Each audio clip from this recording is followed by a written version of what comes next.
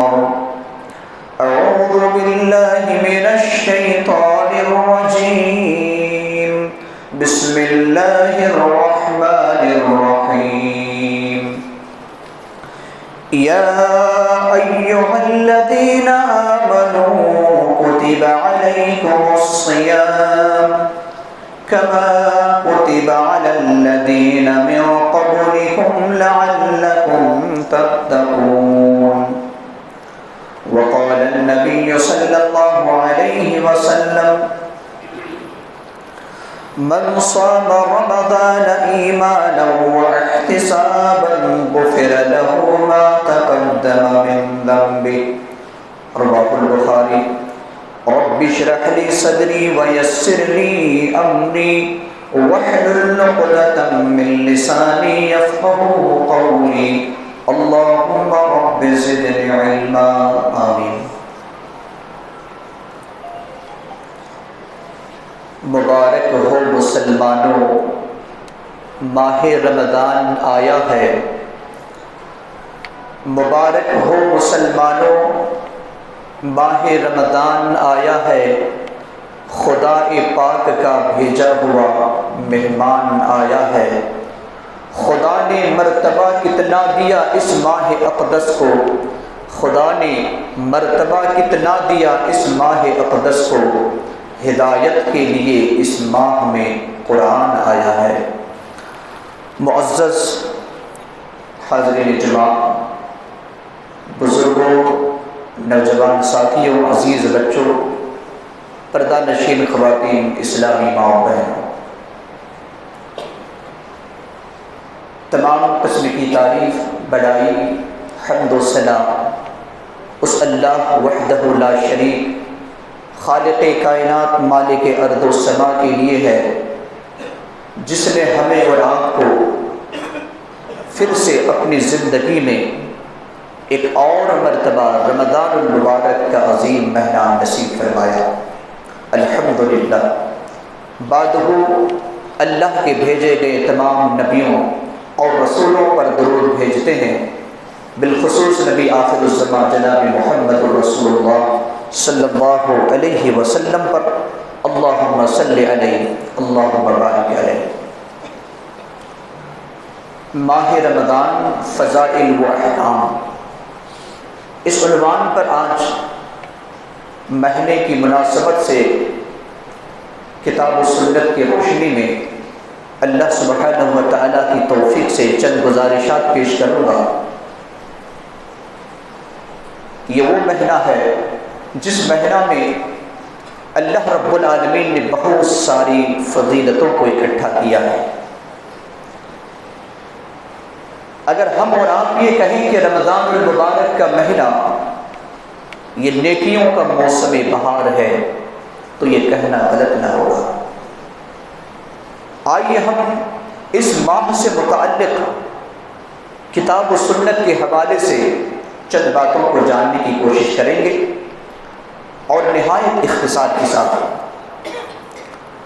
رمضان کے روزے کی جو فرضیت ہوئی تھی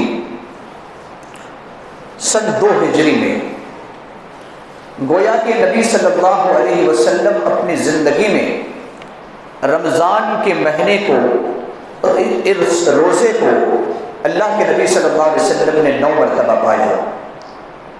روزے کی فرضیت کے بعد آپ صلی اللہ علیہ وسلم نے اپنی زندگی میں 9 رمضان کے روزے رکھے، اور 10ویں رمضان سے پہلے آپ صلی اللہ علیہ وسلم کا انتقال ہو گیا۔ روزے کی حکمت کیا ہے؟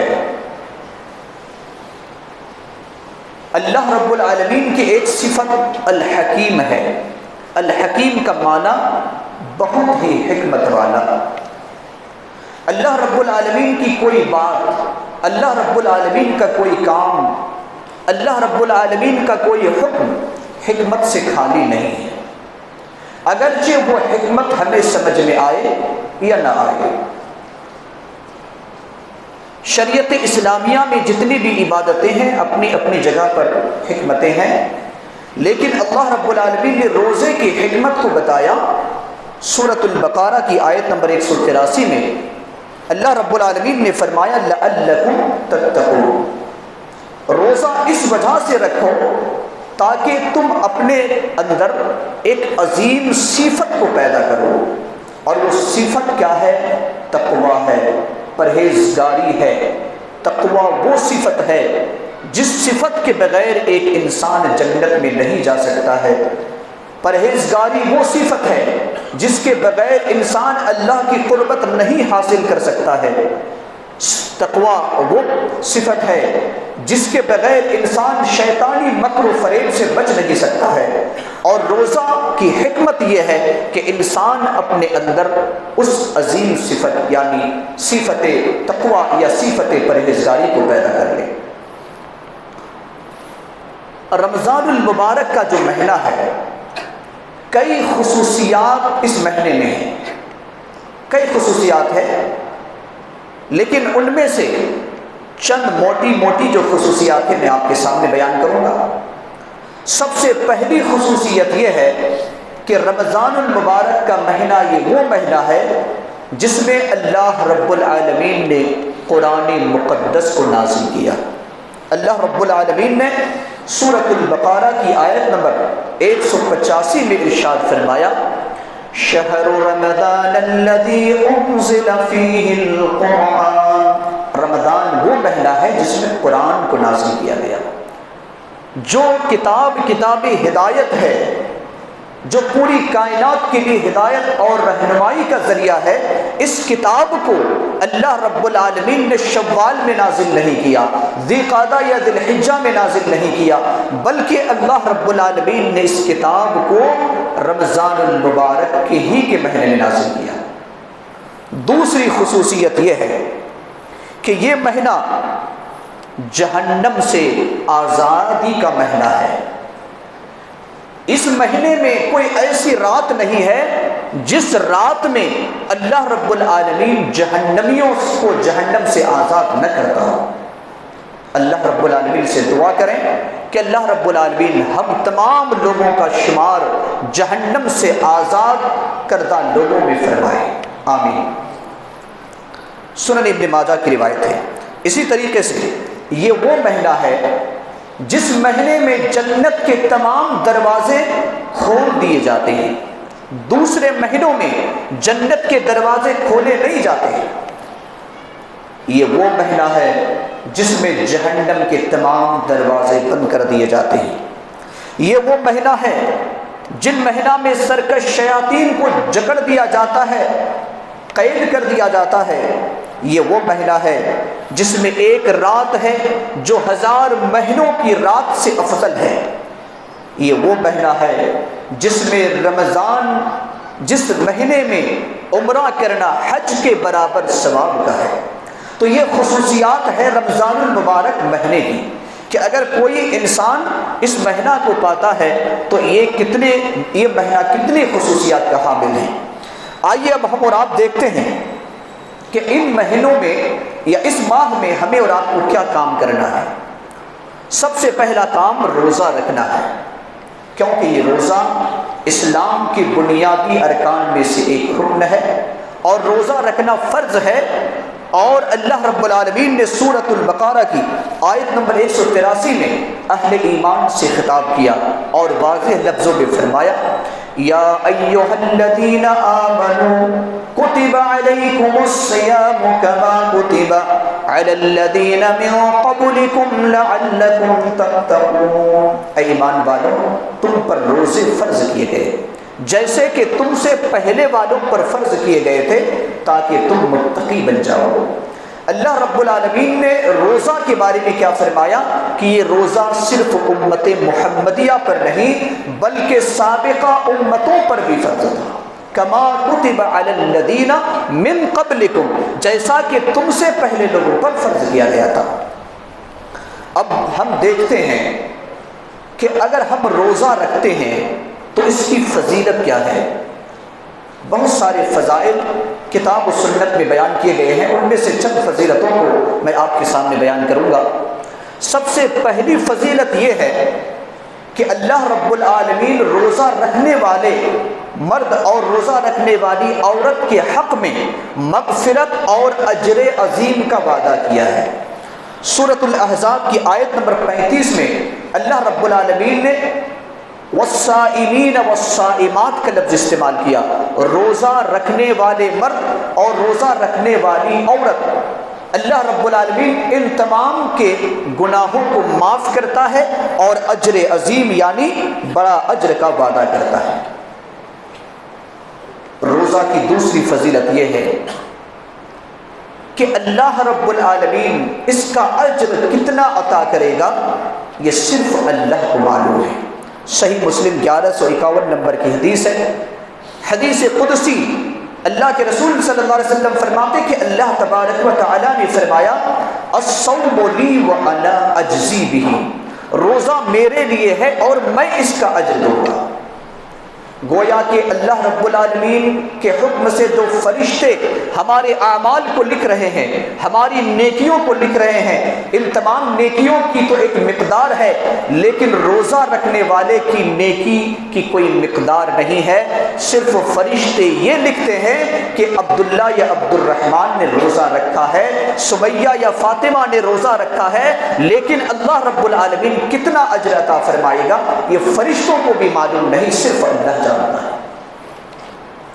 تیسری فضیلت یہ ہے کہ روزہ ڈھال ہے، الصیام جنہ، صحیح بخاری 1904 نمبر کی حدیث ہے۔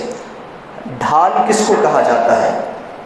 گزشتہ زمانوں میں جب لڑائیاں ہوتی تھی، جنگ ہوتی تھی، تو ایسی صورت میں لوگ اپنے دو ہاتھ میں دو ہتھیار رکھتے تھے، ایک ہتھیار جو سامنے والے پر وار کیا جائے اور دوسرا ہتھیار جو اپنی حفاظت کی جائے۔ تو جس ہتھیار سے، جس آلہ سے اپنے آپ کی حفاظت کی جاتی تھی اس کا نام ہے ڈھال، اس کو عربی میں جنہ کہا گیا۔ اللہ کے رسول صلی اللہ علیہ وسلم نے فرمایا کہ یہ روزہ بھی کیا ہے؟ جنہ ہے، یہ ڈھال ہے۔ بروز قیامت جب لوگ پریشان حال میں مبتلا ہوں گے، ان پریشانیوں سے بچنے کا روزہ ڈھال ہوگا۔ جہنمی جب جہنم میں جائیں گے، جہنم کی جو تپش ہوگی اور جہنم کے قریب بھی انسان جائے گا تو اس کی جو شدت ہوگی، اس شدت سے بچنے کا روزہ ایک ڈھال ہوگا۔ گویا کہ روزہ کو اللہ کے رسول صلی اللہ علیہ وسلم نے اپنے لیے، جو انسان روزہ رکھتا ہے ان کے بچاؤ کا ایک ذریعہ ہے۔ اسی طریقے سے اللہ کے رسول صلی اللہ علیہ وسلم فرماتے ہیں، صحیح بخاری 1896 نمبر کی حدیث ہے کہ جنت کے جو 8 دروازے ہیں ان میں سے ایک دروازہ باب الریان ہے۔ باب الریان، کئی دروازے حدیث کے اندر، قرآن کے اندر بتائے گئے ہیں اور علماء اکرام نے ان بابوں کا، ان دروازوں کا نام بھی ذکر کیا ہے۔ مثال کے طور پر ایک دروازہ ہوگا باب الصلاۃ، دوسرا دروازہ ہوگا باب الجہاد، تیسرا دروازہ ہوگا باب الصدقہ، چوتھا دروازہ ہوگا باب الحج، پانچواں دروازہ ہوگا باب الایمن، چھٹا دروازہ ہوگا باب الذکر، ساتواں دروازہ ہوگا باب القادمین اور آٹھواں دروازہ ہوگا باب الریان۔ اللہ کے رسول صلی اللہ علیہ وسلم فرماتے ہیں کہ باب الریان خصوصی طور پر روزہ دار مرد اور روزہ دار عورتوں کے لیے بنایا گیا ہے۔ اللہ اکبر، اس سے روزہ رکھنے والے کے علاوہ کوئی دوسرا داخل ہی نہیں ہو سکتا ہے۔ اور اس کی ایک صفت، اس کی ایک فضیلت یہ ہے کہ روزہ بندوں کے حق میں، روزہ رکھنے والوں کے حق میں شفاعت کرے گا۔ جب ہم اور آپ پریشان حال میں مبتلا ہوں گے اور نیکیوں کے لیے تڑپ رہے ہوں گے، اللہ کی رحمت کے ہم آرزو مند ہوں گے، اس وقت روزہ ہمارے سامنے آئے گا، رب کے سامنے گڑ گڑائے گا اور کہے گا اے اللہ، اس نے روزہ رکھا تھا اور بھوک اور پیاس اور تمام خواہشات کو انہوں نے قربان کر دیا تھا، لہٰذا اے اللہ تو میری شفاعت کو قبول کر لے، اس بندہ کو جنت میں داخل کر لے۔ اللہ کے رسول صلی اللہ علیہ وسلم فرماتے ہیں کہ ان کی شفاعت قبول کی جائے گی۔ مسند احمد کی روایت ہے۔ اسی طریقے سے روزہ دار کے منہ سے جو ایک بو نکلتی ہے، اللہ کے رسول صلی اللہ علیہ وسلم فرماتے ہیں کہ یہ بو اللہ کے نزدیک کستوری سے بھی زیادہ پاکیزہ ہے. کستوری سے بھی کیا ہے؟ زیادہ پاکیزہ ہے روزہ دار کے منہ کی بو. اور یہ حدیث صحیح بخاری 1904 نمبر کی حدیث ہے. تو پہلا کام ہمیں اور آپ کو روزہ رکھنا ہے. دوسرا کام قیام رمضان، جس کو ہم اپنی زبان میں نماز تراویح کہتے ہیں. قیام رمضان، صلاۃ اللیل، قیام اللیل اور نماز تہجد، صلاۃ تہجد، چند نام سے اس نماز کو پکارا جاتا ہے حدیث کے اندر، لیکن تمام نماز ایک ہی ہے. اللہ کے رسول صلی اللہ علیہ وسلم فرماتے ہیں، صحیح بخاری 2008 نمبر کی حدیث ہے، من قام رمضان ایمانا واحتسابا غفر له ما تقدم من ذنبه. جس نے ایمان اور احتساب کے ساتھ تراویح کی نماز ادا کی، اس کے سابقہ گناہ معاف کر دیے جاتے ہیں. ہمیں اور آپ کو یہ دیکھنا ہے کہ نماز تراویح کے بارے میں بڑا اختلاف پایا جاتا ہے. کوئی کہتے ہیں کہ 8 رکعت ما وتر 11 رکعت پڑھی جائے، کوئی کہتے ہیں 20 رکعت ما وتر 23 رکعت پڑھی جائے. عام طور پر ان دو تعدادوں میں بہت زیادہ اختلاف پایا جاتا ہے. تمام کا میں خلاصہ آپ کے سامنے بیان نہیں کر سکوں گا، لیکن صحیح بخاری اور صحیح مسلم کی ایک حدیث ہے 2013 نمبر صحیح بخاری میں، اور صحیح مسلم میں 738 نمبر کی حدیث ہے. ایک صحابی رسول ابو سلمہ بن عبد الرحمن، ابو سلمہ عبد الرحمن ام المومنین عائشہ صدیقہ رضی اللہ تعالی عنہا سے سوال کرتے ہیں کہ ذرا بتائیے کہ نبی صلی اللہ علیہ وسلم رمضان میں کتنی رکعت پڑھا کرتے تھے؟ قیام اللیل، نماز تراویح جس کو ہم کہتے ہیں، کتنی رکعت پڑھا کرتے تھے؟ الفاظ ام المومنین عائشہ صدیقہ رضی اللہ عنہا کا کیا ہے؟ ما کان رسول اللہ صلی اللہ علیہ وسلم یزید فی رمضان ولا فی غیرہ علی 11 رکعۃ. نبی صلی اللہ علیہ وسلم رمضان ہو یا غیر رمضان ہو 11 رکعات سے زیادہ نہیں پڑھتے تھے. صحیح بخاری کا حوالہ میں نے دیا، صحیح مسلم کا بھی حوالہ دیا. اب اس بارے میں اختلاف کہ چونکہ یہ نوافل میں سے ہے، نفلی عبادت ہے، اگر کوئی چاہے 20 رکعت پڑھے، اگر کوئی چاہے 25 رکعت پڑھے، کوئی چاہے 30 رکعت پڑھے، یہاں تک کہ اسلاف نے ایک ایک رکعت میں 40 رکعت سے بھی زیادہ پڑھے. تو اگر کوئی اسلاف کے نقش قدم پر چلنا چاہے تو وہ 40 رکعت سے زیادہ تک پڑھے. 37 رکعت کا بھی ذکر آیا ہے بعض سلف سے. لہٰذا کسی ایک پر اکتفا کرنا یہ درست نہیں ہے.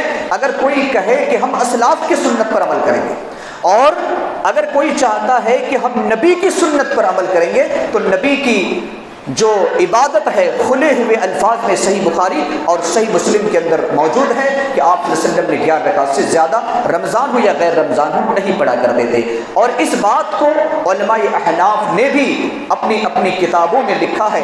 بڑے بڑے علماء احناف نے اپنی کتابوں کے اندر لکھا ہے کہ نبی صلی اللہ علیہ وسلم سے صحیح سند کے ساتھ جو رکعات ثابت ہے وہ ما وتر 11 رکعت ہے. بہرحال یہ اختلافی مسئلہ کی طرف میں نہیں جانا چاہتا ہوں اور نہ میں جھگڑنا چاہتا ہوں، بلکہ میں ان لوگوں سے بھی کہوں گا جو 11 اور 20 کے بارے میں جھگڑتے ہیں وہ اپنی لڑائی کو بند کر دیں، بلکہ اللہ کے رسول صلی اللہ علیہ وسلم کی سنت پر اگر کوئی عمل کرنا چاہتا ہے تو وہ 11 رکعت پڑھے. اگر سلف صالحین کی سنت پر کوئی عمل کرنا چاہتا ہے تو ایک پر اکتفا نہ کرے، بلکہ ان کو چاہیے کہ 37 اور 40 رکعت تک پڑھے، کیونکہ جس میں 20 کا ذکر ہے وہاں پر 40 کا بھی ذکر ہے. لہٰذا ان سنتوں پر بھی عمل کر لیا جائے. اور سب سے بہتر سنت تو نبی صلی اللہ علیہ وسلم کی سنت ہے، اسی لیے ہم 11 پر اکتفا کرتے ہیں.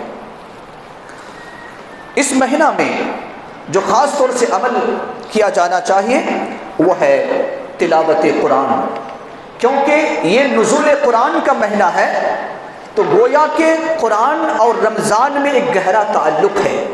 اسی لیے انسان کو چاہیے کہ اپنے اوقات کو بیکار کے کاموں میں نہ لگاتے ہوئے قرآن کی تلاوت کرے.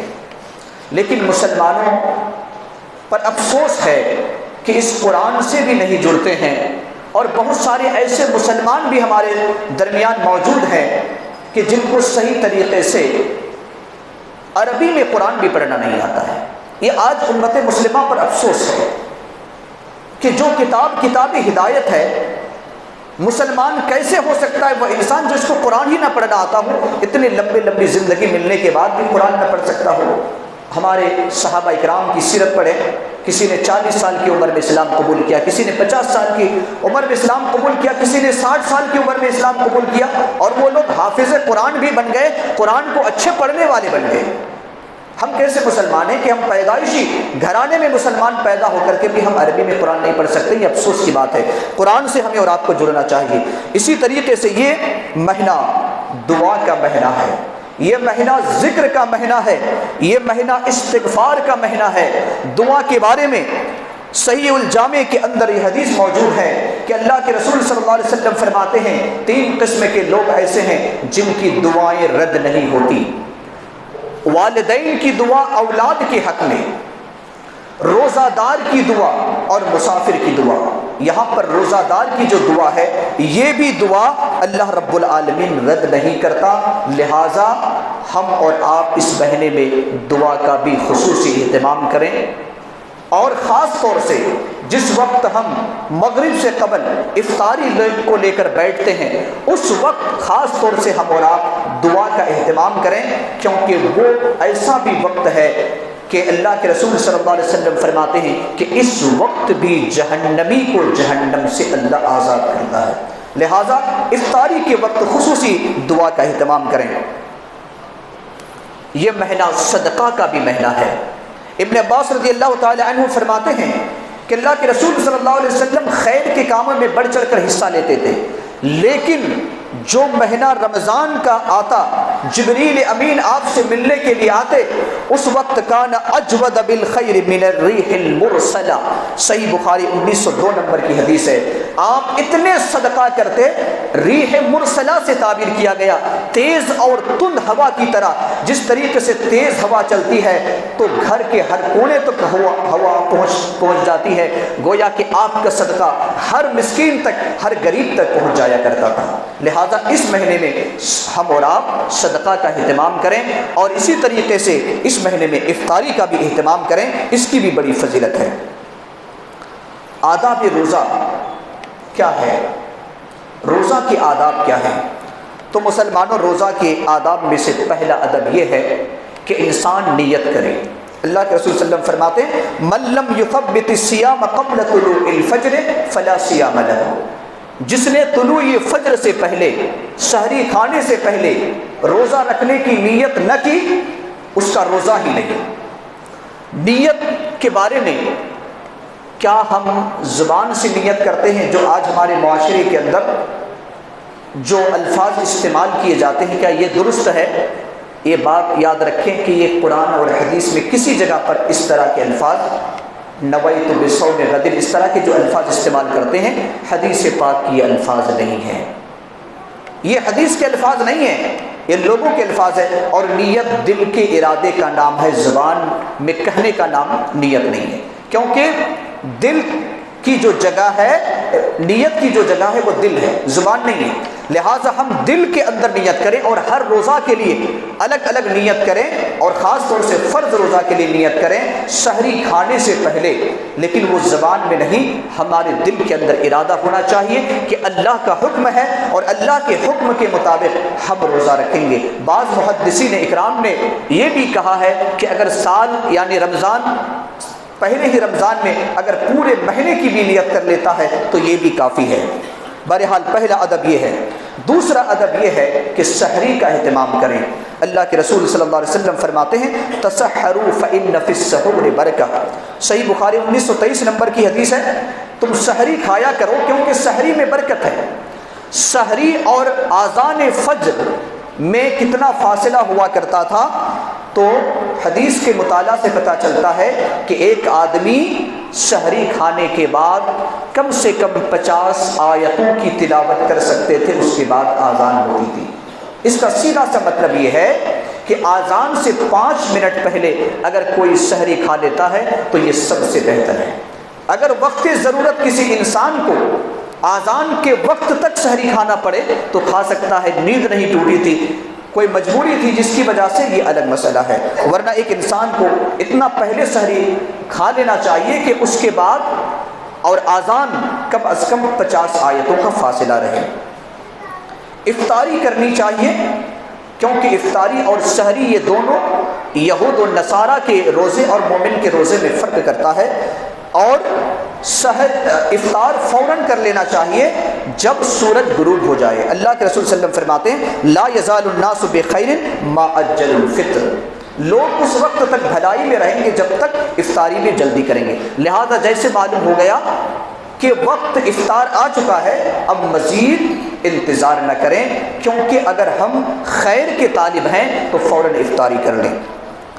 اب ہمیں اور آپ کو یہ بھی دیکھنا ہے، غالباً وقت ہو گیا ہے، لیکن میں آپ سے معذرت کے ساتھ چند ضروری مسائل پر گفتگو کرنا چاہتا ہوں، شاید کہ 5 منٹ یا 10 منٹ اور زیادہ لگ جائے، لیکن ہمارے رمضان ہے، پہلا روزہ ہے، اور ان مسائل کا جاننا بھی بے حد ضروری ہے۔ اسی لیے میں آپ سے معذرت کے ساتھ کہتا ہوں، کون کون سے کام ہیں جو حالت روزہ میں ہم کر سکتے ہیں، یعنی جائز افعال، جائز کام۔ تو سب سے پہلا کام یہ ہے کہ ہم اور آپ کلی کر سکتے ہیں، جیسے کہ ہم کھانے کے بعد کلی کرتے ہیں، تو ہم وضو کے بعد، وضو میں بھی ہم کیا کرتے ہیں، کلی کرتے ہیں۔ کلی کرنا درست ہے۔ اسی طریقے سے تیل لگانا، کنگھی کرنا، سر کا اور دیگر بال کا کٹنگ کرنا، لیکن داڑھی نہ ہو، کیونکہ داڑھی تو ہمیشہ کے لیے کیا ہے، جائز نہیں ہے۔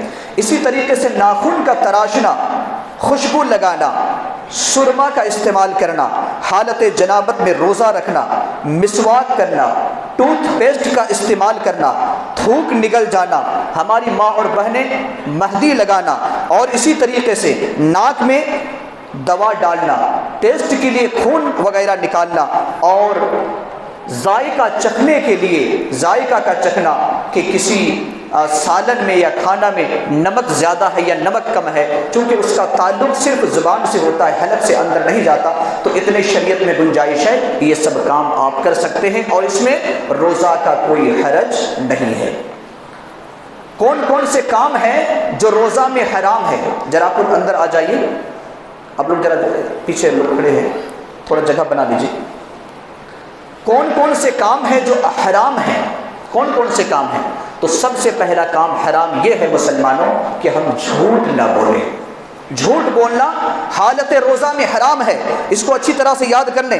صحیح بخاری 1903 نمبر کی حدیث ہے، اللہ کے رسول صلی اللہ علیہ وسلم فرماتے ہیں من لم يدع قول الزور والعمل به فليس لله حاجة ان يدع طعامه وشرابه۔ اس آدمی کو اللہ کے یہاں روزے کی کوئی حیثیت نہیں جو جھوٹ بولنا نہ چھوڑے، جو جھوٹ پر عمل کرنا نہ چھوڑے۔ لہذا حالت روزہ میں، یوں تو ہمیشہ انسان کو جھوٹ بولنا حرام ہے، لیکن خاص طور سے رمضان کے مہینے میں حالت روزہ میں انسان جھوٹ ہرگز نہ بولے۔ اسی طریقے سے غیبت، لغو اور لڑائی جھگڑا، ان سب کاموں سے ہم دور رہیں۔ اللہ کے رسول صلی اللہ علیہ وسلم فرماتے ہیں کہ اگر تمہارے پاس کوئی لڑائی کرنے کے لیے اگر تمہیں گالی گلوچ بھی کر رہا ہے تو تم اس سے کہہ دو کہ میں روزے سے ہوں، میں تم سے بات چیت نہیں کرتا، میں تم سے بات چیت نہیں کرتا۔ یعنی اس طریقے سے ہم اور آپ اپنی زبان کو کنٹرول کریں اور ہم اور آپ ان باتوں سے پرہیز کریں، کیونکہ یہ سارے کام حالت روزے میں حرام ہیں۔ لیکن آج ہمارے معاشرے کے اندر رمضان میں جہاں مصلیوں کی تعداد بڑھتی ہے تو جھگڑے کی بھی تعداد بڑھ جاتی ہے۔ رمضانی مسلمان ہم کہتے ہیں اور اس کو رمضانی جھگڑے بھی کہتے ہیں کہ رمضانی جھگڑے بھی ہوتے ہیں مسجدوں میں۔ آپ دیکھیں گے بے فائدے کے خام خواہ انسان ایک دوسرے سے لڑتے رہتے ہیں، وہ الجھتے رہتے ہیں، جبکہ یہ مہینہ جھگڑے کا مہینہ نہیں ہے۔ وہ کون سے کام ہیں جو ہمارے روزہ کو توڑ دے؟ نواقض روزہ کیا ہے؟ روزہ توڑنے والے کام کیا ہیں؟ تو سب سے پہلا کام تو یہ ہے کہ اگر کوئی انسان جان بوجھ کر کھانا کھا رہا ہے یا پانی پی رہا ہے تو اس کا روزہ ٹوٹ جائے گا۔ ہاں، اگر کوئی غلطی سے، کبھی ایسا ہوتا ہے کہ اس کی عادت ہے روزانہ کھانے کی پینے کی، اچانک اسے لا علمی سے اسے معلوم ہی نہیں کہ میں روزہ سے ہوں اور کچھ کھا لیا کچھ پی لیا، تو اس سے روزہ نہیں ٹوٹتا۔ لیکن یاد رہے کہ جیسے ہی آپ کو علم ہو جائے آپ کھانا پینا بند کر دیں. ایسا نہیں کہ پلیٹ کے اندر کھانا ہے تو ہمیں اجازت ہے پورا کھانا کھا لیں گے, گلاس میں پانی ہے پورے گلاس پانی پی لیں گے, ایسا نہیں ہے. جب بھی آپ کو یاد آ جائے آپ اسے چھوڑ دیں, آپ کے لیے روزہ مکمل ہو جائے گا. اسی طریقے سے اگر کوئی انسان ہم بستری کرتا ہے, جماع کرتا ہے, تو اس سے بھی روزہ ٹوٹ جاتا ہے. اگر کوئی انسان عمدن جان بوجھ کر انگلی ڈال کر قے کرتا ہے تو اس کا بھی روزہ ٹوٹ جائے گا, لیکن خود بخود اگر قے آ جائے تو اس سے روزہ نہیں ٹوٹتا ہے. اسی طریقے سے ہماری ماں اور بہنوں کا یہ مسئلہ ہے کہ اگر حالت روزہ میں حیض ہو جائے یا کسی کی ولادت ہو جائے, نفاس کا خون آ جائے, تو پھر اس سے بھی روزہ ٹوٹ جاتا ہے. تو یہ چند اعمال تھے جو ہمارے اور آپ کے روزے کو توڑتے ہیں. اسی طریقے سے روزہ کی کیا رخصت ہے؟ تو یقیناً روزہ کی رخصت ہے. جو مسافر ہے, قرآن کے اندر ہے, جو میں نے باتیں کہی ہیں یہ تمام باتیں کتاب و سنت کے حوالے سے, چونکہ وقت کی قلت ہے اسی لیے میں حوالہ نہیں دے رہا ہوں. تو روزے کی رخصت, جو انسان مسافر ہے اگر حالت سفر میں ہے یا کوئی مریض ہے بیمار کی حالت میں ہے, تو ایسی صورت میں اللہ رب العالمین نے فرمایا فعدۃ من ایام اخر, یعنی یہ روزہ دوسرے دنوں میں جب مسافر مقیم ہو جائے گا, گھر میں آ جائے گا, یا مریض جب اسے شفا مل جائے گی تو وہ کیا کرے گا؟ روزہ کو رکھ لے گا. اسی طریقے سے ہماری ماں اور بہنوں کے دو مسئلے, حالت مرضیہ اور حالت حمل, یعنی اگر کوئی عورت حمل کی حالت میں ہے یا کسی عورت کو ابھی بچہ پیدا ہو کر یا دودھ ابھی پینے کی عمر ہے, 6 مہینہ یا 7 مہینہ پہلے بچہ کی ولادت ہوئی ہے, تو حمل والے عورت کے لیے اور دودھ پلانے والی عورت کے لیے روزہ کا مسئلہ کیا ہے؟ اس میں دو چیزیں ہیں. دو باتوں کو اچھی طرح سے یاد رکھیں. پہلی بات کہ اگر کوئی حمل والی عورت ہے اور روزہ رکھنے سے اسے کوئی نقصان نہیں ہے تو روزہ رکھے گی. ڈاکٹر اگر کہہ دے, جو ماہرین ہوتے ہیں اگر کہہ دے کہ آپ کو روزہ رکھنے میں کوئی قباحت نہیں ہے, کوئی آپ کی صحت میں اثر نہیں ہے, تو وہ روزہ رکھے گی اور اس پر روزہ فرض ہے. اگر کہے کہ نہیں, اگر آپ روزہ رکھیں گے تو آپ کی صحت پر اثر ہوگا, تو وہ روزہ اس حالت میں نہیں رکھے گی, بلکہ ولادت کے بعد جب وہ اچھے دن میں آ جائیں گے, نفاس کے بعد وہ کیا کرے گی؟ روزہ رکھے گی. اور اس کو بھی محدثین اکرام نے مریض کے حکم میں لایا ہے. اور دوسری وہ عورت جو مرضیہ ہے, یعنی دودھ پلانے والی عورت ہے, تو دودھ پلانے والی عورت کو اگر اس بات کا خدشہ ہے کہ اگر میں روزہ رکھنا شروع کر دوں تو میرے بچہ کو نقصان ہے, اگر کوئی نقصان نہیں ہے تو روزہ رکھے گی. اگر نقصان ہے تو وہ خاتون جب مدت رضاعت یا جو دودھ پلانے کی مدت ہے وہ ختم ہو جائے گی, اس کے بعد وہ روزہ رکھ لے گی, اس کی قضا کر لے گی. تو چاہے وہ مسافر ہو, مریض ہو, حاملہ ہو یا دودھ پلانے والی عورت ہو, اگر اس طرح سے کوئی پریشانی ہے تو دیگر دنوں میں یہ روزہ قضا کر لے گی. اور یہی شریعت کا حکم ہے. تو یہی چند مسائل تھے جو آپ کے سامنے بیان کرنے تھے. مسلمانوں, اللہ رب العالمین نے ہمیں اور آپ کو پھر سے ایک مرتبہ رمضان المبارک کا عظیم مہینہ نصیب فرمایا ہے, لہٰذا ہم اپنی ذمہ داری تصور کرتے ہوئے اپنی آخرت کو سنوارنے کے لیے ہم رمضان المبارک کا روزہ رکھیں, نماز تراویح کا آخری تراویح تک اہتمام کریں, قرآن کی تلاوت سے جڑ جائیں اور ذکر و اذکار کریں اور اپنی آخرت کو سنوار لیں. توبہ و استغفار کو ہم لازم پکڑ لیں اور توبہ و استغفار کے آنسو سے اپنے گناہوں کو ہم اور آپ دھو لیں, اور اسی طریقے سے ذکر و اذکار کی خوشبو سے ہم اپنی آخرت کو معطر کر لیں. اللہ رب العالمین سے دعا کرتے ہیں کہ الہ العالمین ہم تمام لوگوں کو اس رمضان المبارک کے عظیم مہینے سے جو بھی فضیلتیں تو نے بیان کی ہیں, تیرے حبیب نبی صلی اللہ علیہ وسلم نے بیان کیا ہے, اے اللہ ان تمام فضائل کو حاصل کرنے کی توفیق عطا فرما. الہ العالمین ہم تمام لوگوں کو مکمل روزہ رکھنے کی توفیق عطا فرما. رب کریم مکمل تراویح کی نماز ادا کرنے کی توفیق عطا فرما. الہ العالمین توبہ و استغفار کرنے کی توفیق عطا فرما، ذکر و اذکار کرنے کی توفیق عطا فرما، صدقہ و خیرات کرنے کی توفیق عطا فرما، غریبوں اور مسکینوں کا خیال رکھنے کی توفیق عطا فرما۔ الہ العالمین ہماری گناہوں کی مغفرت فرما دے، ہماری حسنات کو قبول فرما لے۔ ہم میں سے جو بیمار ہے اے اللہ تو نے شفاء کاملہ اور صحت عاجلہ نصیب فرما دے، ہمارے مرحومین اور مرحومات کی قبر کو نور سے منور فرما دے، جنت الفردوس میں اعلیٰ مقام نصیب عطا فرما۔ رب کریم جب تک تو ہمیں زندہ رکھ، ایمان اور اسلام پر زندہ رکھ، جب اپنے پاس بلا ایمان اور اسلام پر بلا۔ آمین۔ بارک اللہ لنا ولکم فی القرآن العظیم ونفعنا وإیاکم بالآیات والذکر الحکیم۔